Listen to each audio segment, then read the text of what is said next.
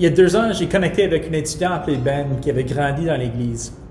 Nos familles se connaissaient et ses parents m'avaient demandé de connecter avec lui pour parler de sa foi.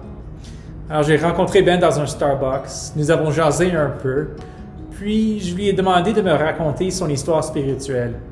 Sans trop hésiter, il m'a dit « Je me souviens du moment où j'ai commencé à penser que le christianisme n'était pas vraiment pour moi. J'étais à l'école du dimanche et j'ai demandé à l'enseignant « Est-ce que j'ai bien compris? Tu me dis que si je crois en Jésus, je vais aller au ciel quand je meurs. Mais quel est le but de la foi pour maintenant? » Quand l'enseignant a eu mal à me donner une réponse, je suis devenu sceptique. Ce que Ben avait de la difficulté à comprendre, c'était la pertinence de la foi en Jésus pour les défis pratiques de la vie de tous les jours. Ce que je veux que vous compreniez de l'histoire de Ben, c'est que Ben, ce n'est pas un cas unique.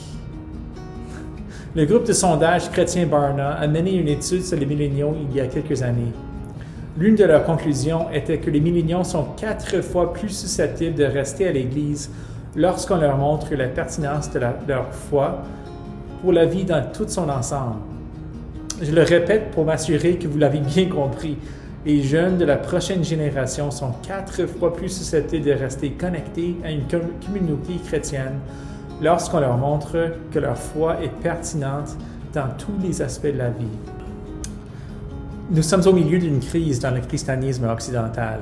La prochaine génération quitte les églises de façon constante, ce qui fait accélérer le déclin de l'Église au Canada. Par le passé, nous avons parlé du défi des étudiants qui quittent la foi pendant leurs années universitaires.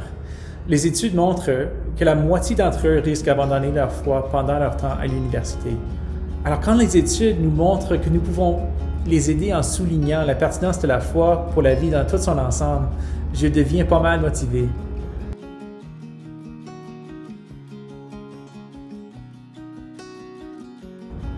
Dans la ville de Québec cette année, on a réalisé que les étudiants passent plus de temps hors campus que sur le campus.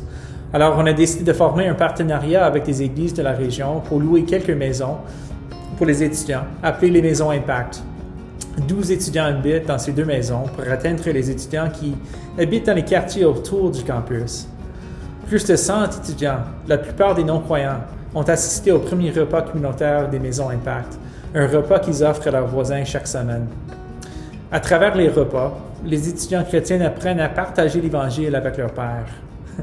Il y avait une étudiante qui assistait régulièrement aux repas hebdomadaires, qui est arrivée un jour en racontant que des étudiants sur le campus l'avaient abordé pour l'évangéliser. Il disait qu'il se sentait offensé par eux. Puis, il s'est arrêté au milieu de sa phrase et il a dit « J'imagine que c'est ça qui se passe ici chaque semaine, n'est-ce pas? On parle de Jésus et de Dieu. Mais ça va ici, parce qu'ici nous sommes entre amis. »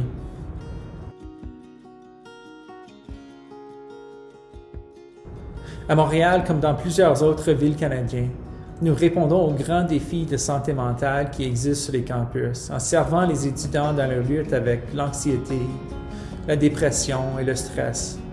Nous ne sommes pas des thérapeutes, mais nous les aidons à trouver de l'aide et les invitons à faire partie d'une communauté de gens qui suivent Jésus.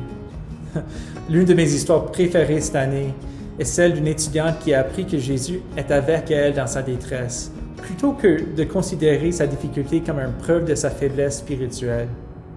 En apprenant à trouver Jésus dans sa détresse, elle a parlé avec son amie de la façon dont la foi l'a aidée dans cette difficulté. Cette amie est venue à la foi en Jésus parce qu'elle était touchée par la vulnérabilité de son histoire. Nous faisons toutes ces choses parce qu'au lieu d'observer une génération de jeunes chrétiens quitter l'Église, nous voulons voir la prochaine génération s'animer en expérimentant la bonne nouvelle de Jésus dans tous les aspects de leur vie. J'ai eu l'occasion de continuer à rencontrer Ben au cours des dernières années. J'ai pu l'aider à voir que la foi qu'il avait abandonnée correspond justement aux choses qu'il recherche pour sa vie. Même s'il n'est pas revenu encore complètement à Jésus, les invitations à la communauté, à la transformation spirituelle et à la justice sont avancées des conversations importantes au sujet de la personne de Jésus et de la vie qu'il offre. Récemment, il a commencé à lire sa Bible avec un désir de rencontrer Jésus. Il a même organisé un repas pour ses amis où ils ont écouté une vidéo que je leur ai fournie. Ils ont discuté de la pertinence de la foi pour la vie dans tout son ensemble. Je vous raconte l'histoire de Ben parce qu'elle montre le potentiel de ce que nous faisons pour atteindre les étudiants. Nous façonnons l'Église pour les années à venir au Québec, au Canada et dans le monde.